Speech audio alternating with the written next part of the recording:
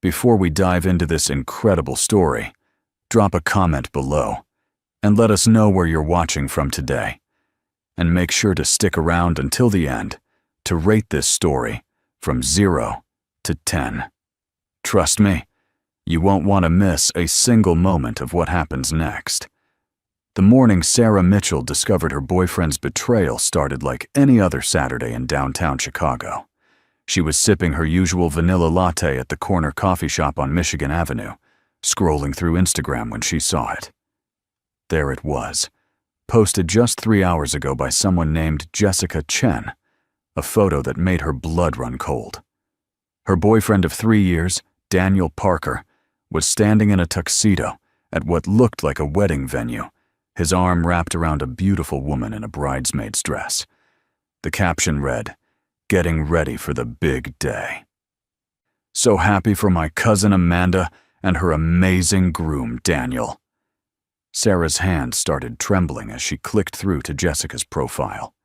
Photo after photo showed Daniel at what was clearly wedding preparations. But these weren't old photos from some past event. The timestamp showed yesterday evening. The location tag showed the Grandview Hotel just 40 minutes outside the city. Her mind raced as she tried to process what she was seeing. Daniel had told her he was going on a business trip to Seattle this weekend. He'd kissed her goodbye Thursday night, promising to call her when he landed. He had called, actually, telling her all about his supposed meetings with potential investors for his startup. The coffee cup slipped from her hand, crashing onto the marble floor and splattering vanilla latte everywhere. Other customers turned to stare, but Sarah barely noticed.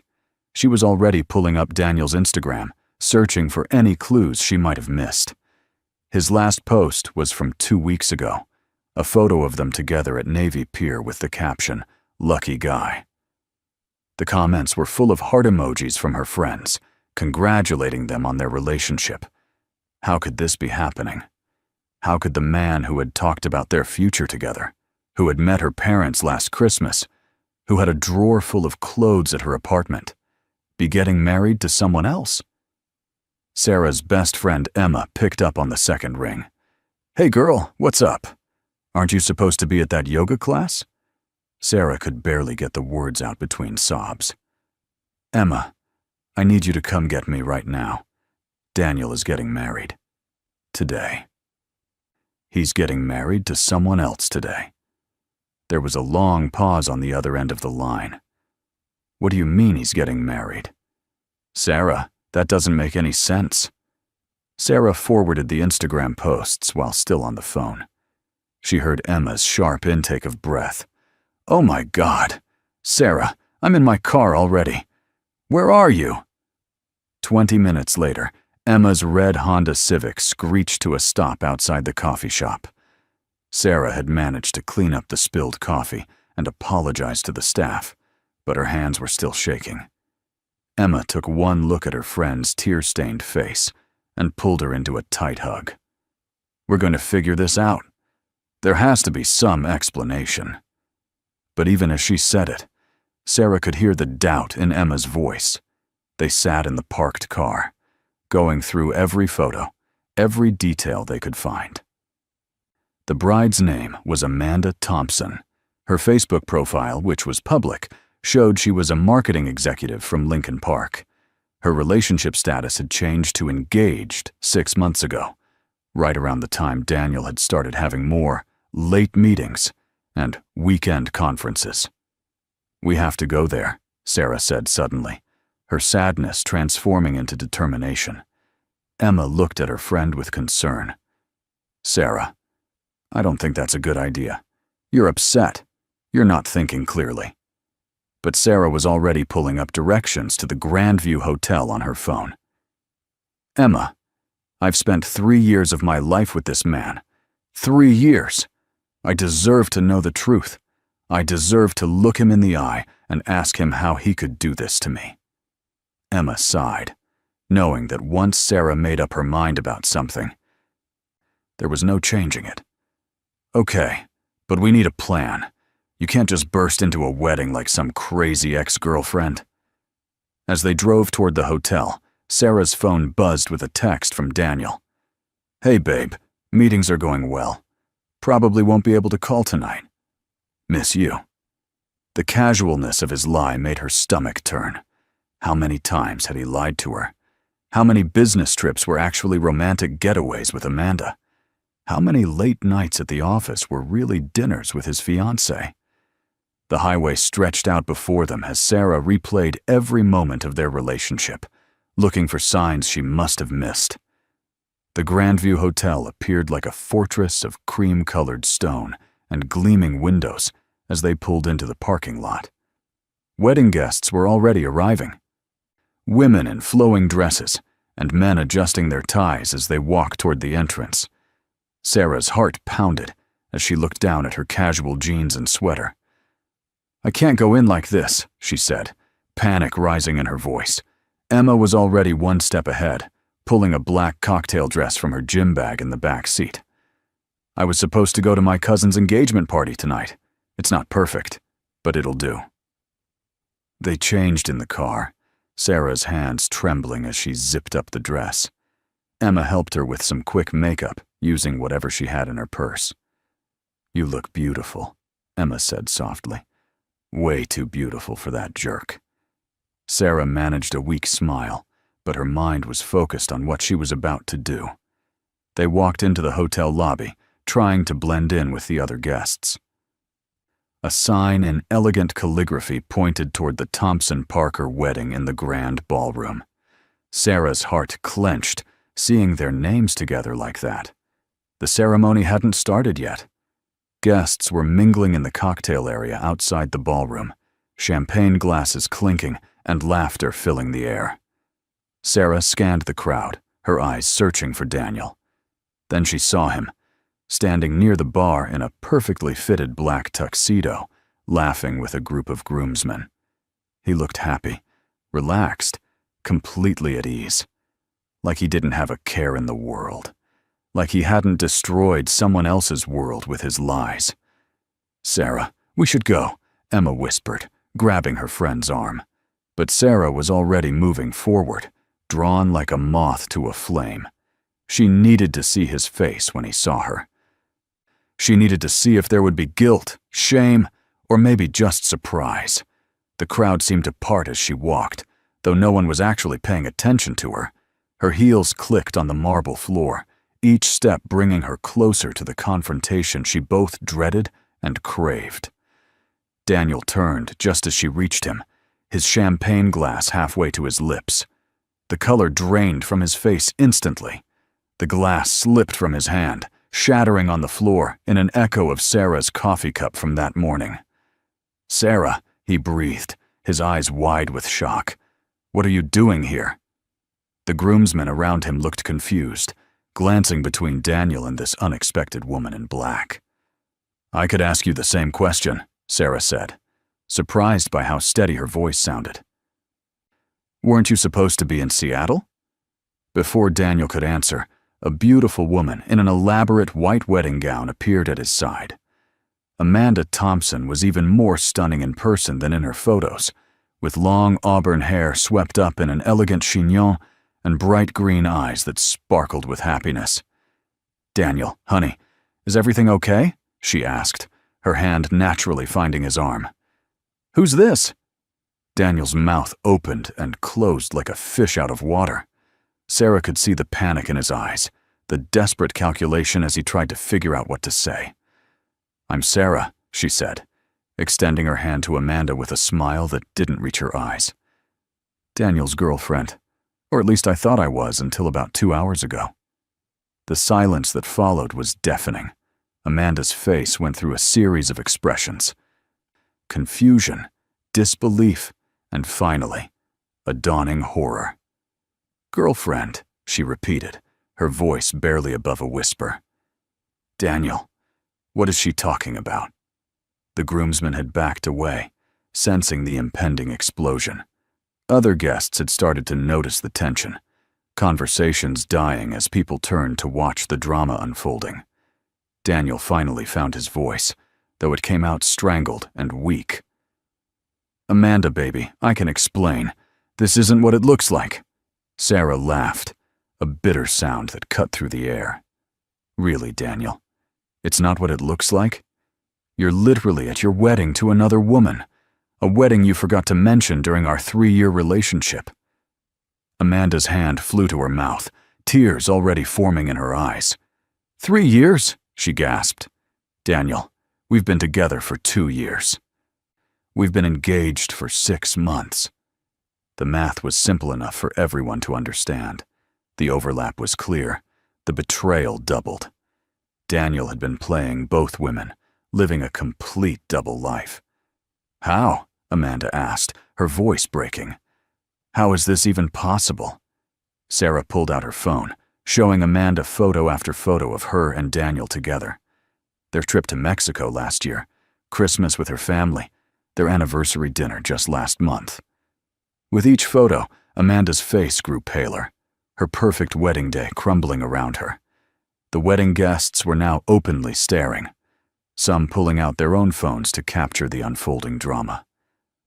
You told me you were an orphan, Amanda said, staring at a photo of Daniel with Sarah's parents. You said you had no family. Sarah's eyebrows shot up.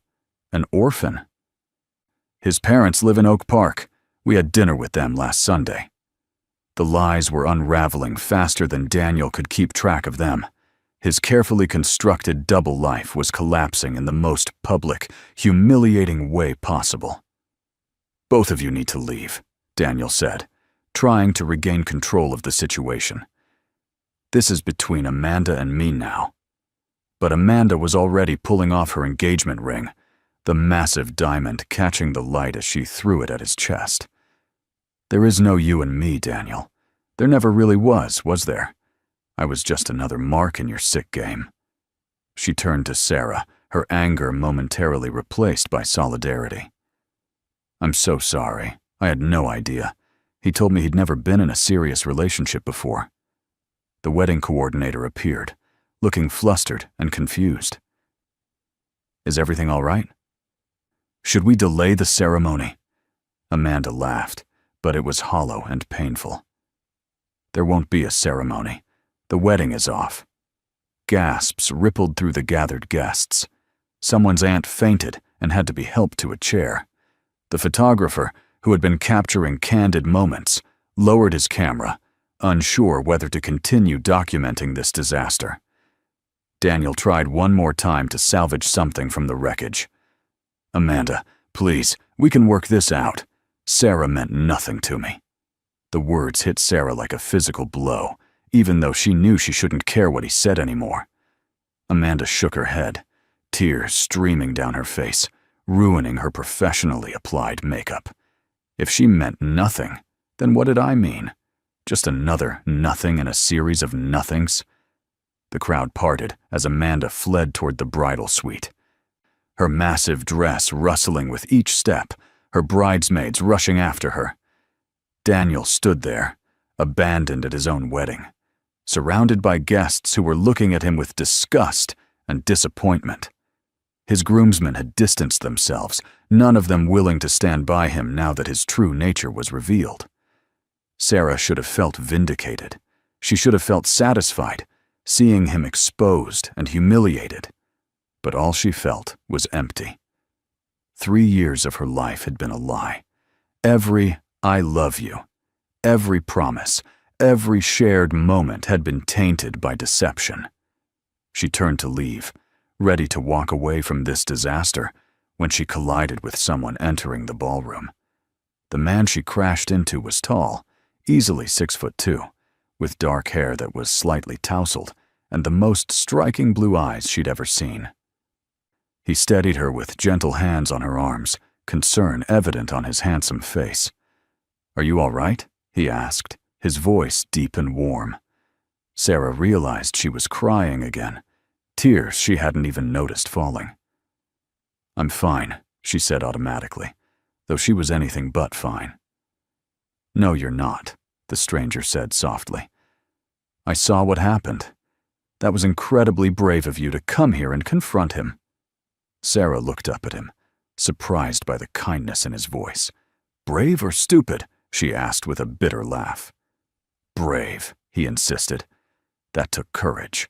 That man didn't deserve you or Amanda. Behind them, Daniel had noticed their interaction. His face darkened with jealousy, even though he had no right to feel possessive. He strode over, puffing out his chest in a ridiculous display of territorialism. "Who the hell are you?" he demanded, glaring at the stranger. The man didn't seem intimidated in the slightest. "Alexander Stone. I'm Amanda's cousin from New York. I flew in for what I thought would be a wedding, not a soap opera." Daniel's bravado faltered slightly. He knew the Stone name. Everyone in Chicago business circles did. Stone Industries was a multi-billion-dollar empire, and Alexander Stone was its young, brilliant CEO. But Daniel's ego wouldn't let him back down. "Well, Alexander, this doesn't concern you. This is between me and Sarah." "There is no you and Sarah," Sarah said firmly, finding her voice again. "There never really was, apparently. I was just the fool who believed your lies." She looked at Alexander, an idea forming in her mind. It was crazy, impulsive, and probably would make things worse. But she was beyond caring. "Actually, Alexander and I were just leaving. Together." Alexander raised an eyebrow but didn't contradict her. In fact, a small smile played at the corner of his mouth as he understood what she was doing. "That's right," he said smoothly, offering Sarah his arm. "We have reservations at Chez Laurent. We shouldn't be late." Daniel's face turned red with rage. "You can't be serious. You don't even know him." Sarah linked her arm through Alexander's, feeling a little thrill at how natural it felt. "I know he's not a liar who was living a double life. That already makes him better than you." The crowd was eating this up, phones out, probably live tweeting or posting to Instagram stories. This would be all over social media within hours. Daniel Parker's spectacular downfall would be Chicago gossip gold for months. "You're making a mistake, Sarah," Daniel said desperately.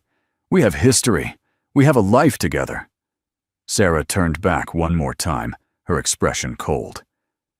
"We had lies together. That's all." As they walked away, Sarah heard Daniel calling after her, but she didn't turn around. Alexander guided her through the lobby and out into the afternoon sun. Once they were outside, Sarah's bravado crumbled. "I'm so sorry," she said, pulling away from him. "I shouldn't have dragged you into that. I just wanted him to feel something. Anything. Like what I'm feeling." Alexander didn't seem upset. If anything, he looked amused. "Don't apologize. That was the most entertaining wedding I've never attended. Besides," the look on his face was priceless. They stood there for a moment, Sarah suddenly aware that she was in a borrowed dress, standing outside a hotel where her life had just imploded, talking to a complete stranger who also happened to be a billionaire. "I should go," she said awkwardly. "My friend is waiting for me." Alexander pulled out his phone. "Actually, if you don't mind, I really do have a reservation at Chez Laurent. I hate eating alone, and you look like you could use a good meal and maybe something stronger than champagne." Sarah stared at him. Was he seriously asking her out minutes after she'd confronted her cheating boyfriend at his wedding? "I'm a mess," she said honestly. "I just found out my entire relationship was fake. I'm probably going to cry into my soup and rant about what a jerk Daniel is. I'm terrible company right now." Alexander smiled, and it transformed his whole face from handsome to absolutely devastating. "Perfect. I'm excellent at listening, and Chez Laurent has the best chocolate soufflé in the city. It's been scientifically proven to help with heartbreak." Despite everything, Sarah found herself smiling back. "Scientifically proven?" He nodded solemnly. "Absolutely. I funded the study myself." She laughed, surprising herself. An hour ago, she thought she'd never laugh again. "You know what? Why not? My day can't get any weirder." She texted Emma quickly, telling her she was okay and would catch an Uber home later. Emma's response was immediate and full of question marks and exclamation points, but Sarah ignored it.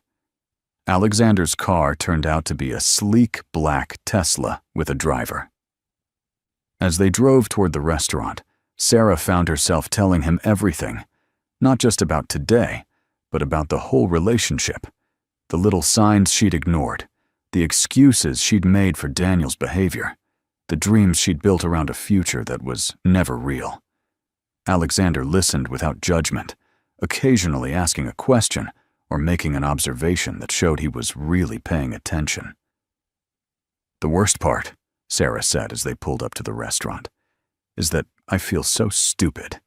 How did I not see it? How did I spend 3 years with someone who was living a complete double life?" Alexander turned to her, his expression serious. "You're not stupid. You're trusting. You believed in someone you loved. That's not a character flaw. That's what makes you human. He's the one who chose to betray that trust." Chez Laurent was exactly as fancy as Sarah had imagined, all crystal chandeliers and white tablecloths. She felt underdressed, even in Emma's cocktail dress, but Alexander didn't seem to care. The maitre d' greeted him by name and showed them to a quiet table in the corner with a view of the city skyline. "Mr. Stone, so wonderful to see you again. Will you be having your usual?" Alexander looked at Sarah. "What do you think? Should we trust the chef to surprise us?" Sarah, who normally liked to study every menu option carefully, found herself nodding. Sure, it's a day for surprises, apparently. The meal that followed was nothing short of magical. Course after course of incredible food appeared, each one more delicious than the last. Alexander kept the conversation light, telling her funny stories about his own dating disasters and business mishaps that had her laughing until her sides hurt. "So there I was," Alexander said, gesturing with his wineglass, "standing in the boardroom in Tokyo, giving this crucial presentation to potential investors, when I realized I'd been presenting the wrong PowerPoint for 10 minutes. I was showing them my nephew's school project on dinosaurs, instead of our quarterly projections." Sarah nearly choked on her wine. "You're kidding. What did you do?" He grinned. "I kept going. I figured if they were willing to invest in a company run by someone who couldn't tell the difference between velociraptors and revenue reports, they were the kind of risk takers we needed." "Did it work?" Sarah asked, leaning forward. "They invested $20 million, Alexander said with a shrug. "Turns out the CEO's kid was obsessed with dinosaurs.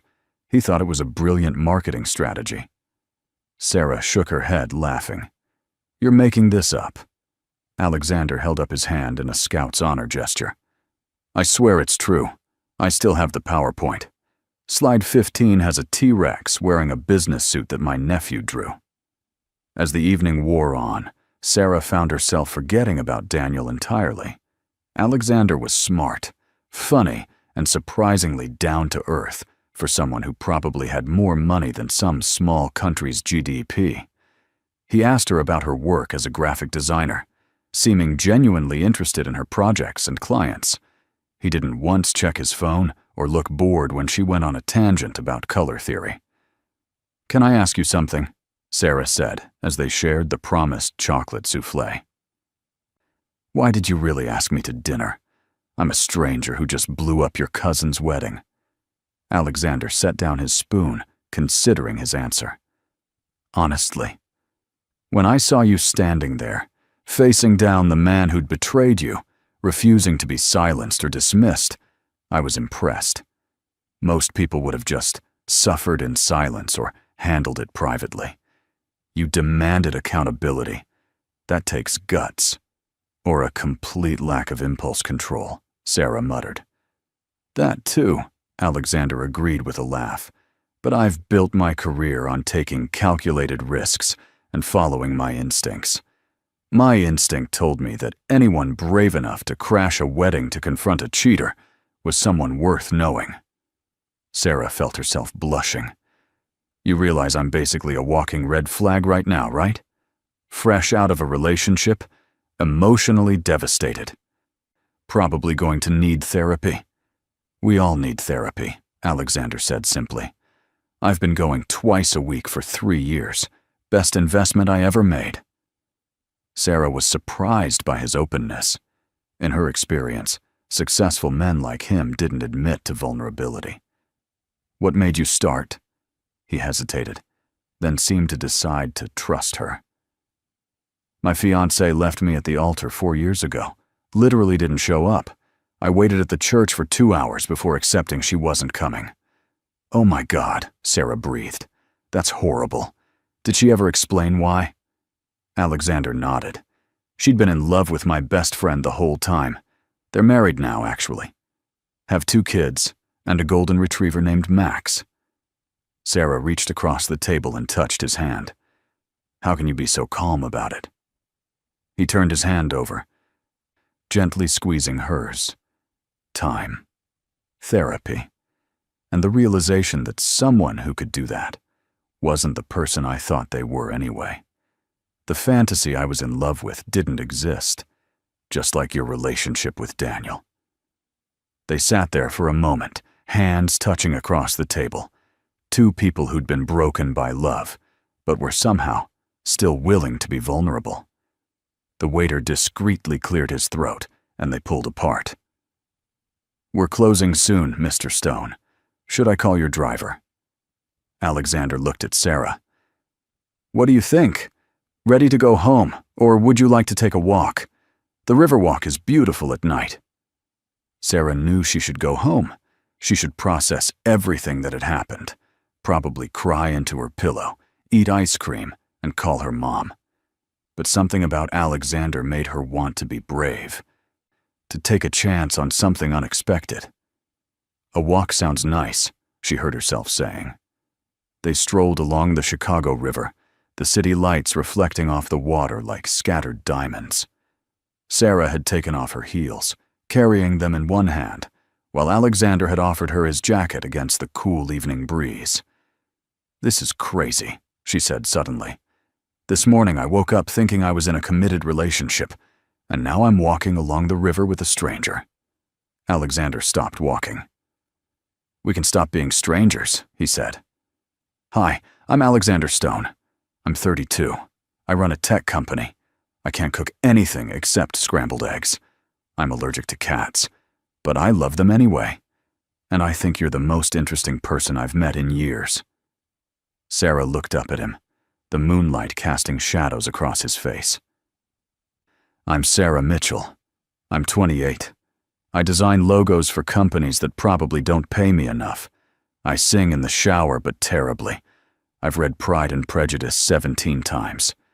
And I can't believe I'm standing here with you instead of home crying into a pint of Ben & Jerry's. Alexander stepped closer. Can I tell you a secret?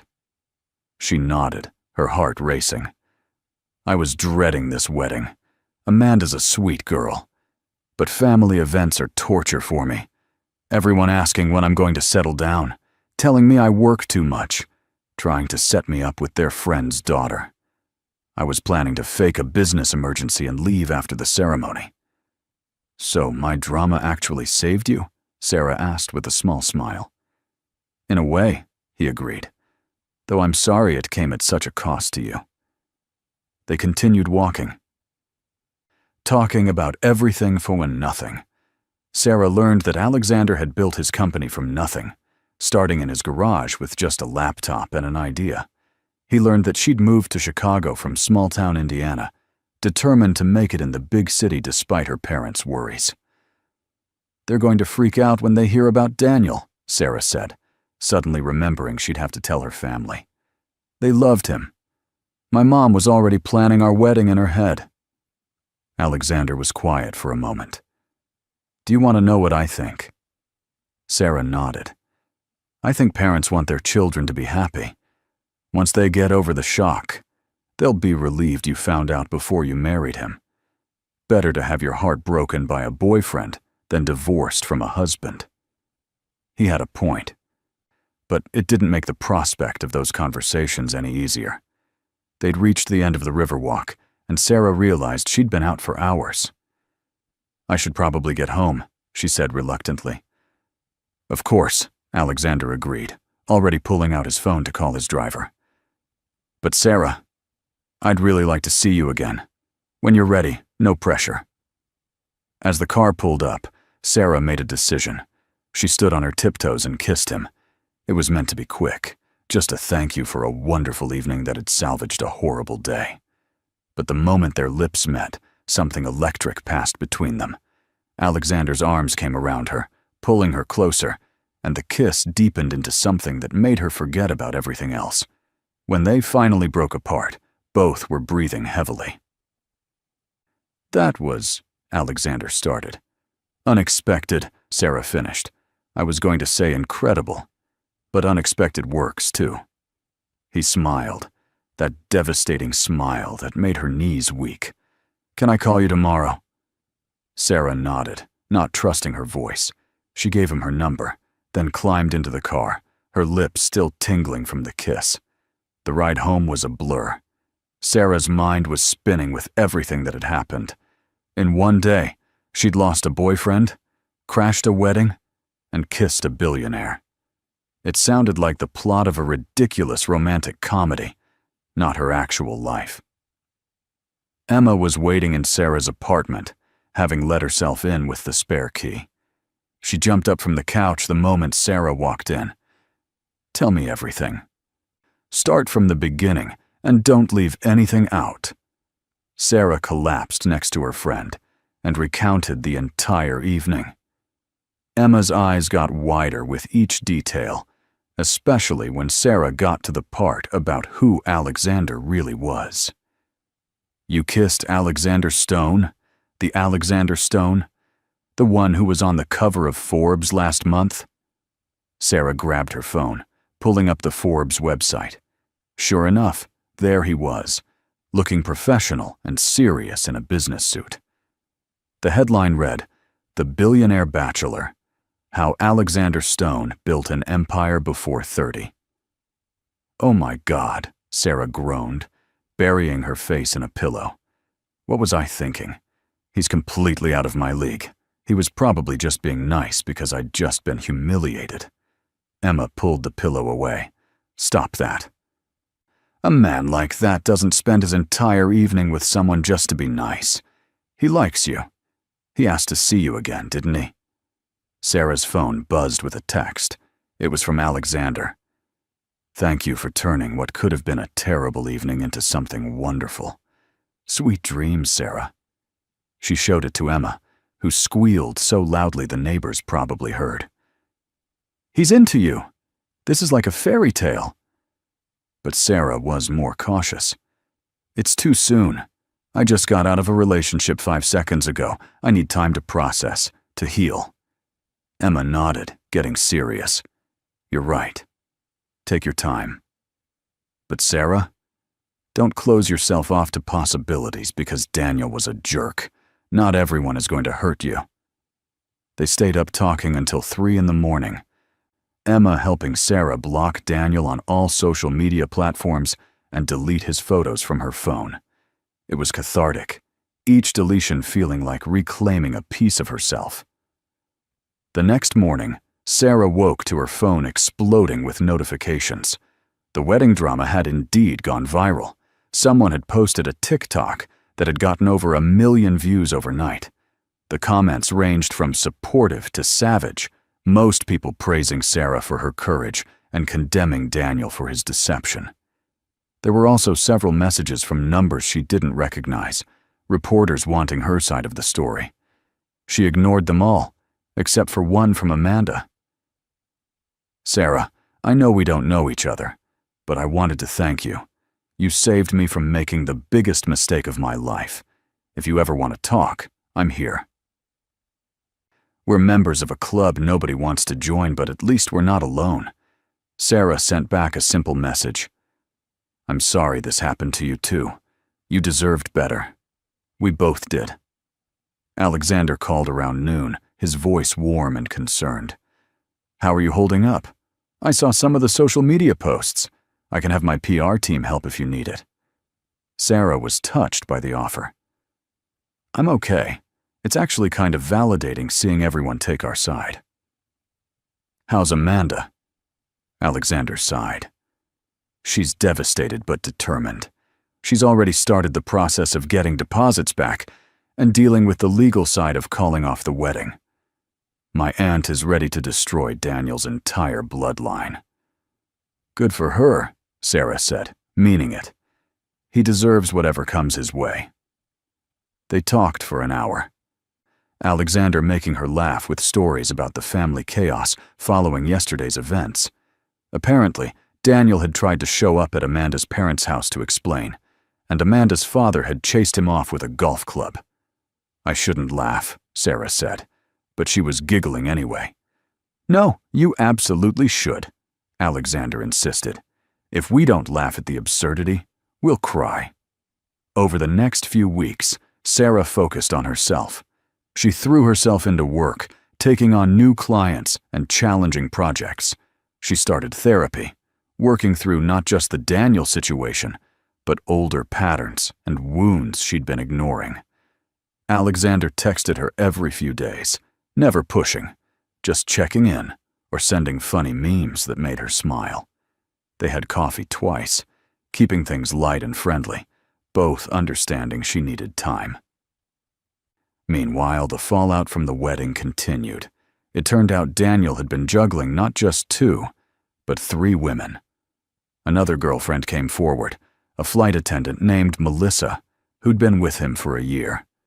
The 3 women ended up meeting for drinks, bonding over their shared experience and Daniel's increasingly elaborate web of lies. The story got picked up by local news, with Daniel becoming Chicago's most hated man. His startup lost investors, his friends distanced themselves, and last Sarah heard, he'd moved back in with his parents. It should have made her happy, but mostly she just felt sorry for him. What kind of empty life must he have been living to need to create so many false personas? Her therapist helped her work through the conflicting emotions. The anger and hurt slowly transforming into acceptance and even gratitude. "He did you a favor," her therapist said. "Imagine if you'd married him, had children, built an entire life before finding out." 6 weeks after the wedding disaster, Alexander asked her on a proper date.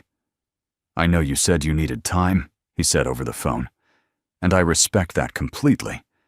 But there's this charity gala next Saturday. It's for children's literacy, which I know you care about since you mentioned volunteering at the library. Would you consider going with me? Just as friends, if that's what you're comfortable with?" Sarah thought about it. She'd been doing the work, going to therapy, rediscovering who she was outside of a relationship. She felt stronger, more centered, more herself than she had in years. "Not as friends," she said finally. "If we're going to do this, let's do it right.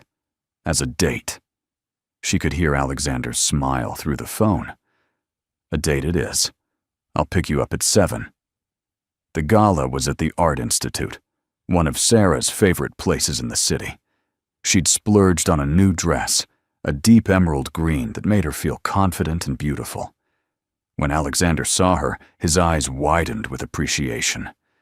"You look absolutely stunning," he said, offering her his arm. "Every man there is going to be jealous of me." Sarah laughed. "And every woman is going to wonder what you're doing with me." Alexander stopped, turning to face her. "Sarah, you have to know how incredible you are. You're talented, funny, brave, and beautiful. I'm the one who's lucky here." The gala was a glamorous affair, Chicago's elite mingling over champagne and canapes. Sarah expected to feel out of place, but Alexander made sure she was comfortable, introducing her to people and including her in conversations.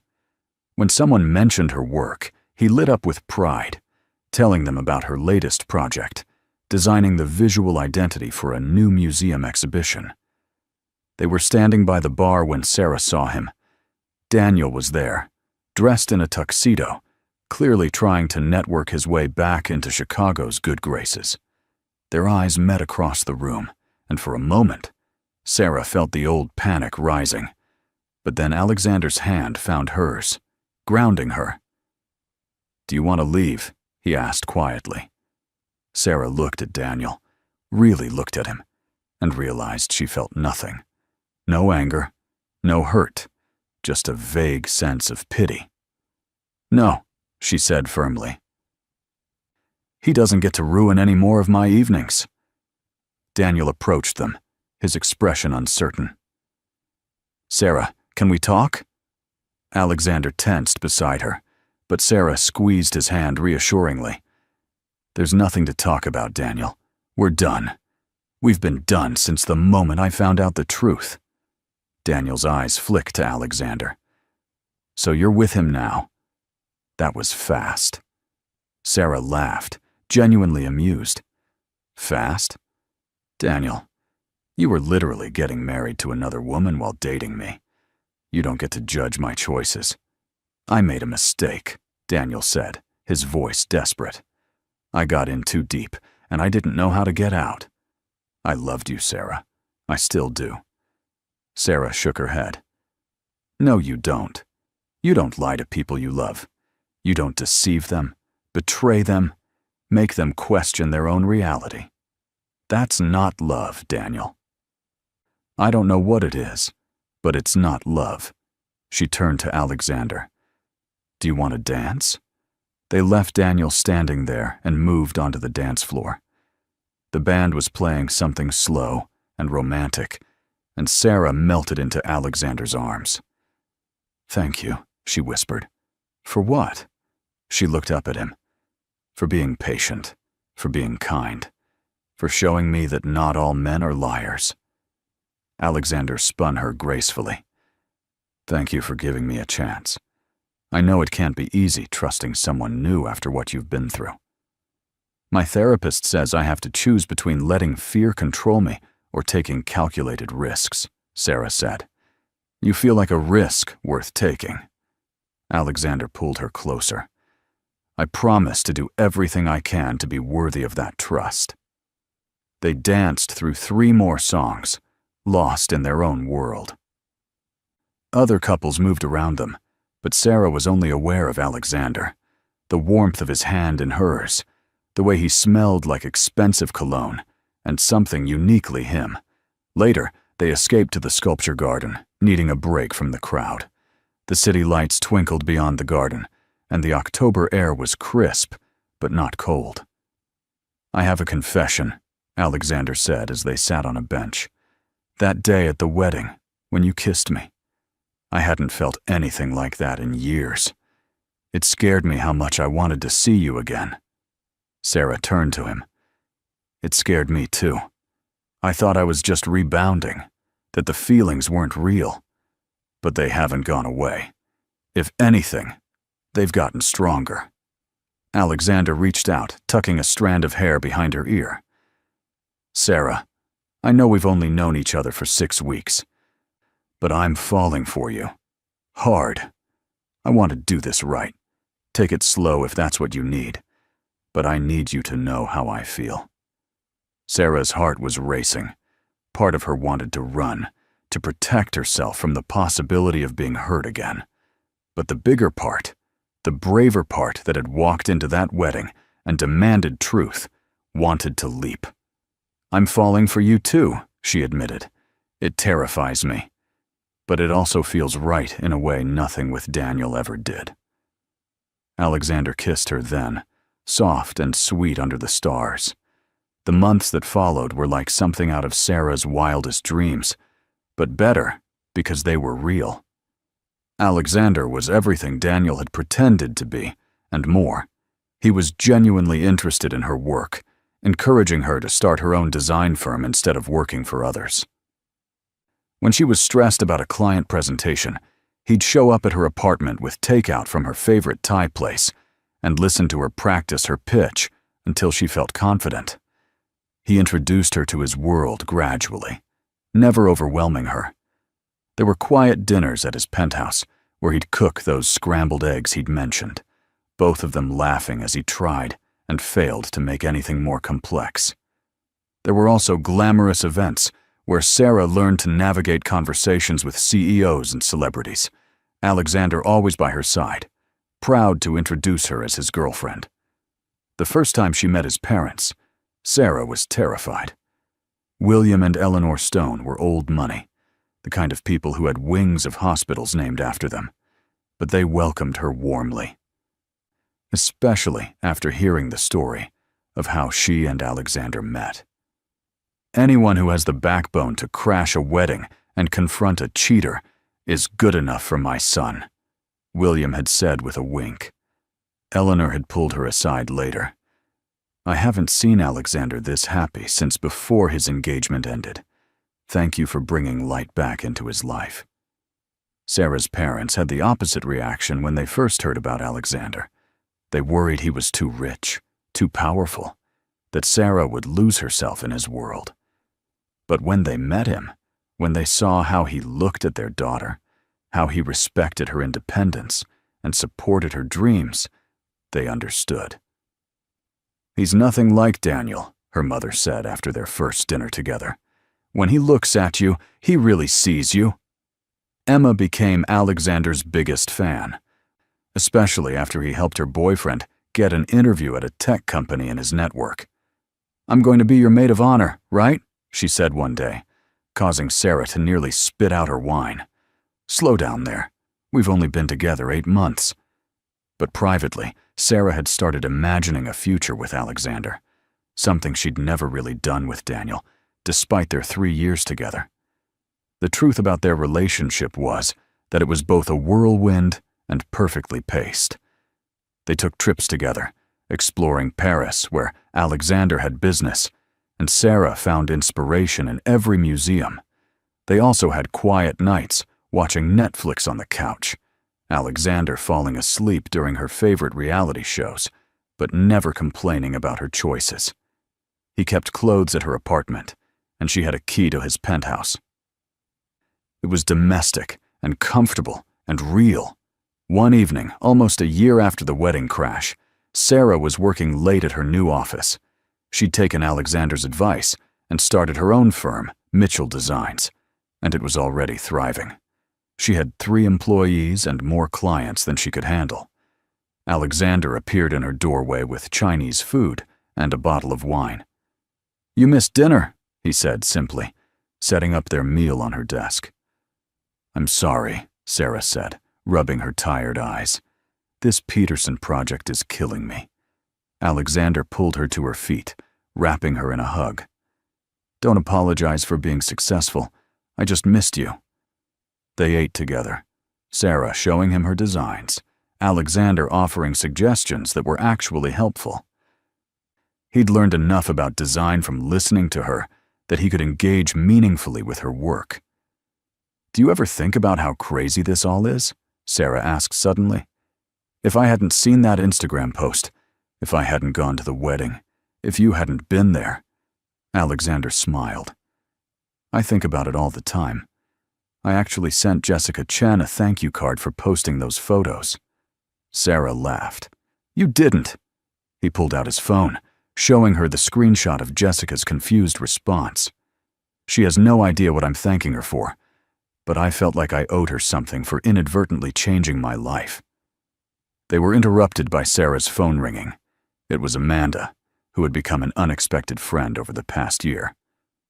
"Turn on Channel 7, Amanda said without preamble. "Now." Sarah found the remote. Flipping to the local news, there was Daniel being arrested for fraud.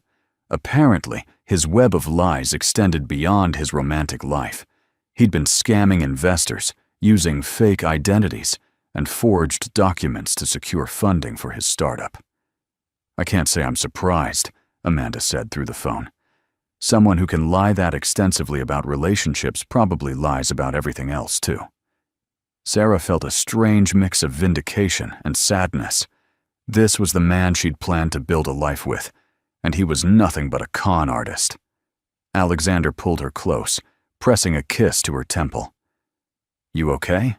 Sarah nodded. "Yeah, I am. It's just strange seeing how completely I misjudged someone." "You didn't misjudge him," Alexander said firmly. He misrepresented himself. There's a difference. You responded to the person he pretended to be, not who he actually was.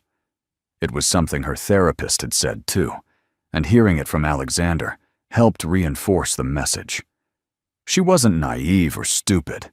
She'd been deliberately deceived by someone skilled at deception. The news cycle moved on from Daniel quickly, but the arrest brought some closure Sarah hadn't realized she needed. It was confirmation that the problem had never been with her or Amanda or Melissa. The problem was Daniel, and now he was facing consequences for his actions. She sent Amanda a text. "Want to celebrate his arrest with champagne?" Amanda's response was immediate, already popping the cork. A few weeks later, Alexander suggested they take a weekend trip to Michigan. "There's this beautiful resort on the lake. We could both use a break." Sarah agreed immediately. They'd both been working insane hours, and some time away sounded perfect. The resort was gorgeous, all rustic luxury and stunning views. They spent their days hiking and their evenings by the fireplace, talking about everything and nothing. On their last night, Alexander suggested a moonlight walk on the beach. The moon was full, casting silver light across the water. They walked hand in hand, Sarah feeling completely at peace. Then Alexander stopped, turning to face her. "Sarah, I need to tell you something." Her heart immediately started racing, old fears surfacing. "What's wrong?" Alexander laughed softly. "Nothing's wrong. Everything's actually perfect. Too perfect. It's making me nervous." He reached into his pocket, and Sarah's breath caught as he pulled out a small velvet box. "Sarah Mitchell, you crashed into my life literally and figuratively. You were brave and broken and beautiful, and I knew from that first moment that you were going to change everything." He dropped to one knee on the sandy beach. "You've taught me that love isn't about perfect presentations or planned moments. It's about truth and trust and choosing each other even when things are messy." Sarah's hands were shaking as Alexander opened the box, revealing a stunning ring with a sapphire center stone surrounded by diamonds. "I know we've only been together a year, and I know you might think it's too fast. But I also know that I want to wake up next to you every morning, support your dreams, and build something real and lasting with you. Sarah, will you marry me?" Through her tears, Sarah saw the vulnerability in his eyes. This powerful, successful man was kneeling in the sand, offering her his heart completely. "I have one question," she managed to say. Alexander looked worried. "Anything." Sarah smiled through her tears. "Are you absolutely sure you're not secretly married to anyone else?" Alexander laughed, the tension breaking. "I promise I'm completely single and have no secret families anywhere." "Then yes," Sarah said, dropping to her knees in front of him. "Yes, I'll marry you." Alexander slipped the ring onto her finger, then kissed her deeply, both of them kneeling in the sand under the stars. When they finally stood, brushing sand off their clothes, Sarah couldn't stop looking at the ring. "Why a sapphire?" she asked. "Because the first time I really saw you, you were wearing a blue dress, and your eyes were full of tears, but also full of fire. Blue became my favorite color that day." They called their families from the beach, everyone screaming with excitement.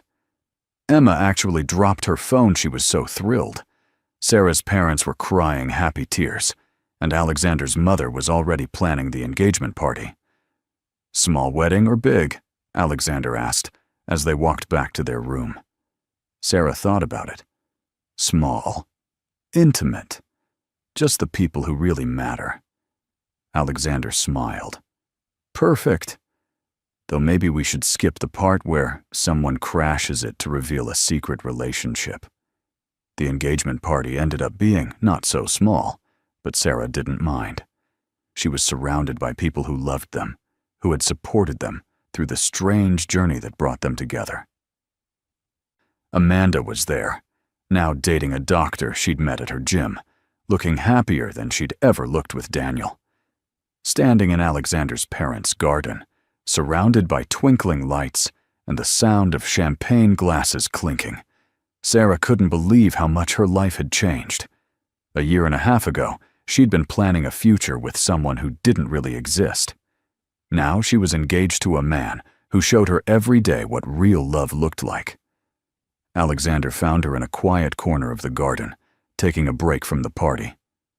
"You okay? You disappeared." Sarah leaned into him. "Just thinking about how strange life is. If someone had told me that crashing Daniel's wedding would lead to this, I would have thought they were insane." Alexander wrapped his arms around her from behind. "The best things in life are usually unexpected. My company started because I got fired and had nothing else to do. Your design firm exists because you finally believed in yourself. We exist because you were brave enough to demand the truth." "When did you know?" Sarah asked suddenly. "Know what?" She turned in his arms to face him. "When did you know you wanted to marry me?" Alexander thought about it. "Honestly? That first night at dinner. You were crying into your chocolate souffle, telling me about how Daniel never remembered that you were allergic to strawberries. And I thought, I want to know everything about this woman. I want to remember every detail, every story, every dream she's ever had." It wasn't logical, but love rarely is. Sarah kissed him softly. "I knew when you sent that thank you card to Jessica Chen. It was so absurd and thoughtful and perfectly you. I thought, this is a man who appreciates the chaos that brought us together instead of trying to pretend it didn't happen." They stayed there in the garden, holding each other while their engagement party continued around them. It was a perfect moment, the kind Sarah had thought only existed in movies. The wedding planning was surprisingly easy. Without the weight of lies and deception, every decision felt right. They chose a small venue in Napa Valley, just 60 guests. Sarah designed all the invitations and programs herself, her business partner helping with the execution. Alexander handled the logistics with the same efficiency he brought to his business deals. They wrote their own vows, both crying as they practiced them together. Emma, as predicted, was the maid of honor. Alexander's brother stood as his best man. Sarah wore a simple but elegant dress that made her feel like herself, not like she was playing a part. The morning of the wedding, she wasn't nervous. She was excited. This was right in a way nothing had ever been before. Her mother helped her with her veil, tears streaming down her face. "You look so happy," her mother whispered. "I am," Sarah said simply. "I really am." The ceremony was in a vineyard at sunset, the California light golden and perfect. As Sarah walked down the aisle, she saw Alexander waiting for her, tears in his eyes. He wasn't trying to hide them, wasn't trying to maintain some stoic, masculine image. He was just a man in love, overwhelmed by the moment. Their vows were personal and honest, acknowledging their unconventional beginning. "You taught me that sometimes the worst day of your life can lead to the best," Sarah said. Alexander promised to always remember her strawberry allergy and to never, ever have a secret second family. The reception was joyful and relaxed. Amanda gave a toast that had everyone laughing, joking about how she should get a finder's fee for inadvertently introducing them. "If I had known my disaster of a wedding would lead to this beautiful moment, I would have invited Sarah myself," she said, raising her glass. "To Sarah and Alexander, proof that good things can come from bad weddings." During their first dance, Alexander whispered in Sarah's ear, "Thank you for crashing that wedding." Sarah laughed against his shoulder. "Thank you for asking a crying stranger to dinner."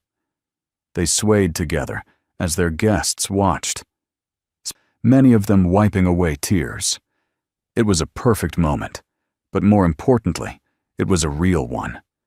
No lies, no secrets, No hidden agendas. Just two people who had found each other in the most unlikely way. The honeymoon was 2 weeks in Italy, exploring small towns and eating too much pasta. They sent postcards to Jessica Chen from every city, confusing her further, but amusing themselves greatly. 3 years later, Sarah stood in her office, looking at the ultrasound photo in her hand. Mitchell Designs had grown into one of Chicago's most sought-after firms, with a team of 12 and clients around the world. But this tiny image represented something even more incredible than professional success. She heard Alexander come in behind her, his arms immediately going around her waist.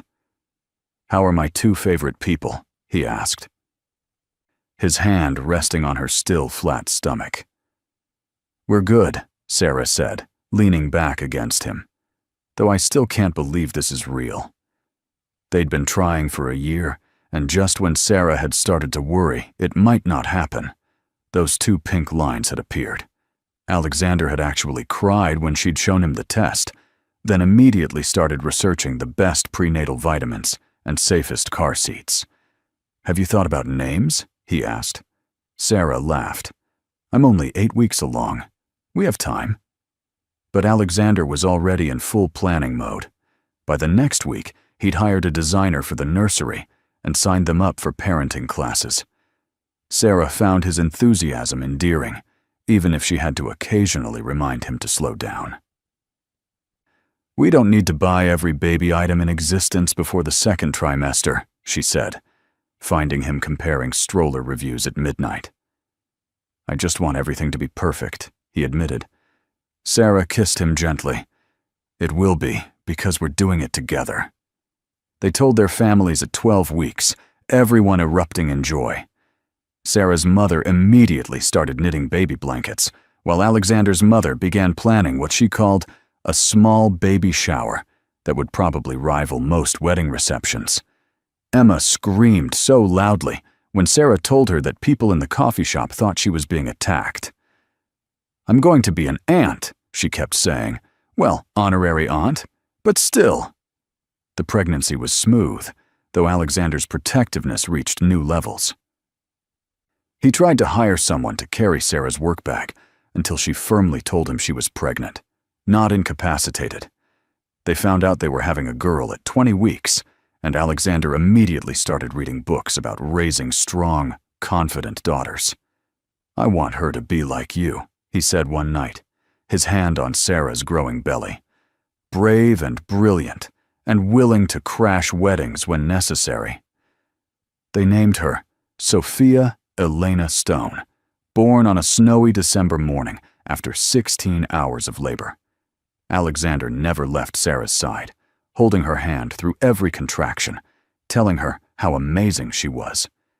When Sophia finally arrived, screaming and perfect, they both cried. "She's beautiful," Alexander whispered, holding his daughter for the first time, just like her mother. Sarah, exhausted but euphoric, watched her husband cradle their baby and thought about the journey that had brought them here. Sometimes, lying in bed with Alexander beside her and Sophia in the bassinet nearby, Sarah thought about the sliding doors moment that had changed everything. If Jessica Chen hadn't posted that photo, if Sarah hadn't been brave enough to confront Daniel, if Alexander hadn't been at that wedding, none of this would exist. Sophia wouldn't exist. The thought was staggering. She'd once read that chaos theory said a butterfly flapping its wings in Brazil could cause a tornado in Texas. In her case, an Instagram post had created an entire life. Daniel was serving 3 years in minimum security prison for fraud. Sarah had received one letter from him, full of apologies and excuses. She'd thrown it away without responding. That chapter was closed, had been closed from the moment she'd walked out of that hotel with Alexander. She heard through the grapevine that Amanda was engaged to her doctor boyfriend, planning a small beach wedding with no groomsmen, just to be safe. Melissa, the flight attendant, had written a book about her experience that was being turned into a Netflix series. Life settled into a beautiful rhythm. Sarah worked from home more often, designing while Sophia napped. Alexander had restructured his company to allow for better work-life balance, determined not to be the kind of father who missed the important moments. They had family dinners every Sunday, messy and loud and perfect. Sophia grew into a confident toddler who had her father's striking eyes and her mother's determined spirit. On their 5th wedding anniversary, they returned to Napa Valley, this time with 3-year-old Sophia, who charmed every vintner they met. Standing in the same vineyard where they'd exchanged vows, Alexander pulled Sarah close. "No regrets?" he asked. Sarah looked at their daughter picking flowers, thought about the business she'd built, the love they shared, the life they'd created. "Only one," she said. Alexander looked concerned. "What?" Sarah grinned. "I wish I'd crashed that wedding sooner." The future stretched ahead, bright with possibility. There would be challenges, because life was never perfect.